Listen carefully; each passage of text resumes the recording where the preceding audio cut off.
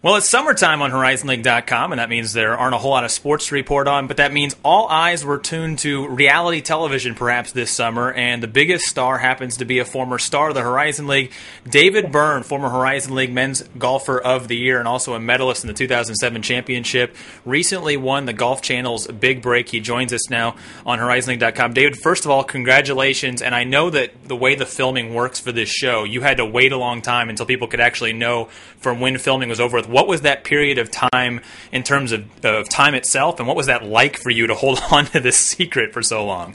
Filming the last day, the last putt I hit was January 16th, and it was awful, because, I've since the show, you have to give up your amateur status, so I've been kind of trying to make ends meet, and I've been fortunate enough to have two kind of local guys sponsoring me. I'm kind of living in Orlando, and it's just like, it'd be so much easier if I could just tell people, oh, hey, I'm looking for some sort of sponsors.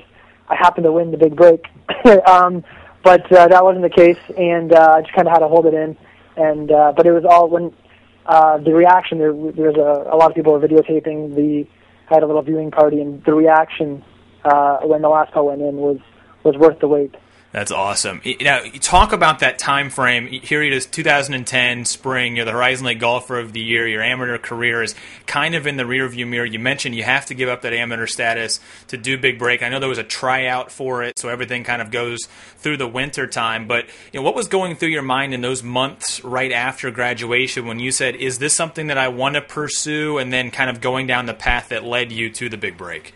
Well, that's exactly it. If I was going to be good enough to do it, and I debated back and forth, and then I said, I feel like I never really had any lessons or any golf coach until my swing coach, Luke Lefebvre, our assistant coach at Detroit still, and I just said I thought I had a lot of potential and I wanted to do it, and I was like, what the heck, I'll go out for the show, but there's I played amateur golf last summer, and I was working at the Gap. They're like trying to find money, trying to do something. And this whole Big Break thing came along, and I've never really missed a season of the show. And I applied, and I went down for the audition, and they ended up selecting me, liking what I had to say and whatnot. And ever since then, it's just been a complete whirlwind of exciting things and holding it in and going through the emotions with everybody was a pretty cool little thrill. And obviously something you had to think about in your mind when you went to do this, and seeing the show and knowing the show, it's a difference between playing a golf tournament and then competing on a reality television show. What was sort of your mindset going into it, and what maybe changed in your expectations of it through that tryout process and then once you actually got on the show? Because it's so vastly different than competing in a golf tournament or a qualifier. The cameras, the lag time, the setting up of shots, the testimonials, all that other stuff. What did you think in your mind? You're like, I'm going to be on a reality show, but it's also golf. Well, you know what? It was my favorite show, so I was just so excited to be on it. But yeah.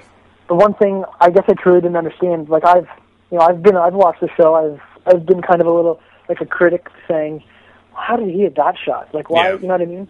But people don't understand. There might be 4 hours in between shots, right? And in a round of golf, like I've been quite outward with it. That the guys who play on the PGA Tour week in and week out, I just don't think have a concept of what nerves are besides Tommy Gainey.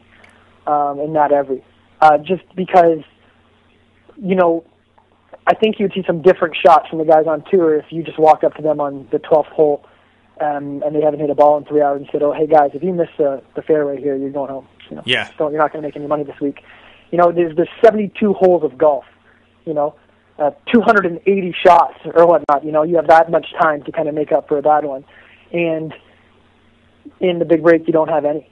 You get no second chance. It kind of shows all the weaknesses in your game quite fast. So building on that, and obviously there's money involved, there's cash, there's the Adams Golf sponsorship. The big one is obviously the tour exemption into the Zurich Classic next year on the PGA Tour. But right now, what does this do for you moving forward professionally and how you pursue golf now as back to the 72 holes or focusing on an actual tournament instead of focusing on the show? What does it do for you now? Well, you know what? If the show got done Monday night, I didn't really go to sleep. It was a nice little celebration here, and it's been unbelievable. I've been doing these interviews all the time, and people have kind of heard the story, and sponsorship opportunities are coming around. So now what it is, I think my biggest thing is I need to begin to take myself seriously. Like people are, I have a Dave Byrne Golf Facebook page, and people are writing on it like, you were a role model, blah, blah, blah, and I'm just like, I went to school in Detroit, Yeah. Sit around the Horizon League for a couple of years, and, it's been I just need to, I'm enjoying it, but I also need to, get back to golf and getting into events and just kind of try to soak it in as much as possible. You mentioned just a guy from Detroit, college-wise, and playing in the Horizon League. And without sponsorships, it was hard for us not to notice the Detroit insignia on the hat, the shirt, the Horizon League logo on the sleeve, especially in that final. What did the 4 years in the Horizon League, most namely at Detroit, you mentioned having a swing coach that finally worked with you, but what did those 4 years do for you that put you in a position to be a winner of the Big Break, be the youngest competitor on the Big Break, and stand up to some guys who are a little bit more seasoned professionally and be able to capture the title? My time at Detroit is probably going to be the most underrated thing, and I'm going to try to talk about it as much as possible. I'm from Essex, Ontario, but I'm from Detroit. Yeah. And that's my home as well. If I ever had the opportunity to get enough money to live in two different places, I would definitely have a place in Detroit. I think it's one of the best cities in the world. And I was so fortunate when I went there. I met two of my best friends now, Mark Sommerfeld, who also had quite a nice career at Detroit, and Mikhail Pasic. And they were kind of my friend role model thing, and I kind of try to follow in their footsteps.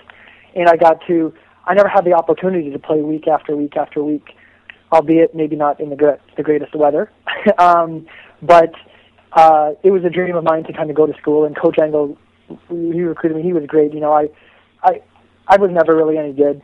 And he kind of saw something that I didn't see, and he wanted to have me there, and I got better just kind of being around guys who kind of had the same goals in life, and the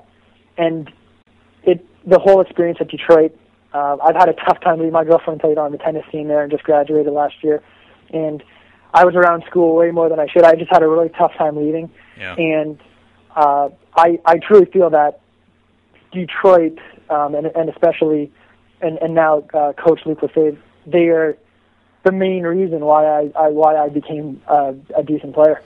Well, it's a great testament to the program and the student-athlete message in the Horizon League. And beyond that, I think a lot of reasons why you probably are getting a lot of love on Facebook and some other places is obviously your backstory. And when you go even before your time at Detroit and all you've had to go through, and you and your mom, and you were very emotional about it on the finale and throughout the entire season, not just a testament to 4 years of college, but a testament to what you've been able to go through for your entire junior golf and amateur career.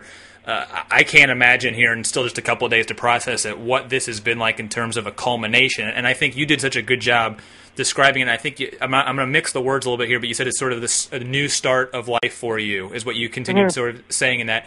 Expand on that. What does that mean to you in terms of what you've accomplished to this point, and then this being sort of, I guess, a new starting line for you? Well, it's, I think I guess I'm a professional golfer now. And separating, your amateur and junior days and college days away from that, I think that if I was to not play any more golf professionally after college, I would have looked back and said, I won conference as a freshman, and I was on the all-conference team for 4 years, and I won player of the year and did some stuff in Ontario, and it was really nice, and the more time I'm removed from things, I begin to appreciate it more. Yeah.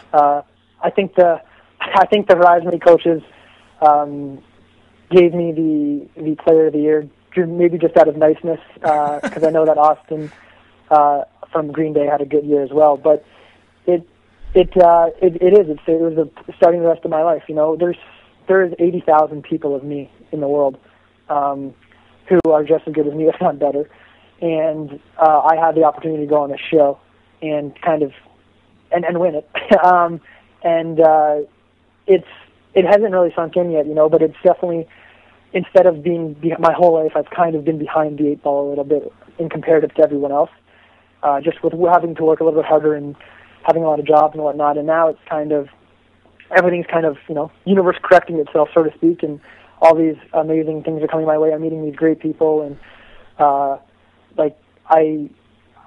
I know people at the Golf Channel. I mean, it's the Golf Channel. I watch it every day, and yeah. I walk. I went to the studios the other day before I flew back home, and they're like, "Hey, Dave, how you doing?" And I'm just like, I mean, if you think about where you come from, you know what I mean. Like, I was walking around Detroit, some freshman kid, and then from Essex, such a small town, and now I'm at the Golf Channel, and people are like, "Hey, Dave, congratulations, good job," and I'm just like, "This is the Golf Channel. Like, how cool, Yeah. That's awesome.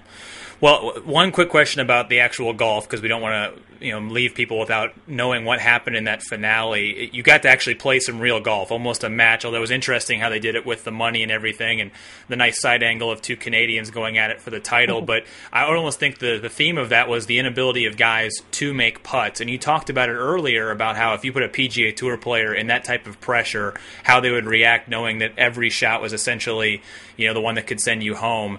How fitting was it to have a putt missed against you that sort of won the whole thing for you, given what happened in that finale with you just burning edges and not being able to get putts to drop?